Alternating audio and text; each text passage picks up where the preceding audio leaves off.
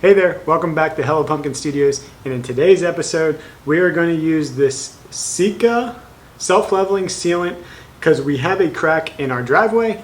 Not a crack, but we have the expansion joint in our driveway that needs to be filled because what the builder used in our builder grade home was just the rubber that like you pick up at the Home Depot or your building supply shop, and it has fallen apart. I'll show you here in a second. So we are going to fill it with this. I also picked up 3/8 inch foam caulk saver because basically the depth of this is pretty thick, so I'm going to use this to save on the amount of caulk that I need. I picked this up at the Home Depot, so let's get to this project. This is the area of the driveway that we are having the problems with. As you can see, that is missing, and this is what I was also referring to as like the wood or the foam that the builders use. As you see, it just falls apart because living here in Florida, it just doesn't hold up. So we are going to use this to fill in the gaps there. And as you can see, it just keeps going. And then this is our sidewalk as well. And we're going to fill that in too. First step is going to be digging all of the first foam out. So about there. And then I'm going to come back through and put the foam in and then start caulking.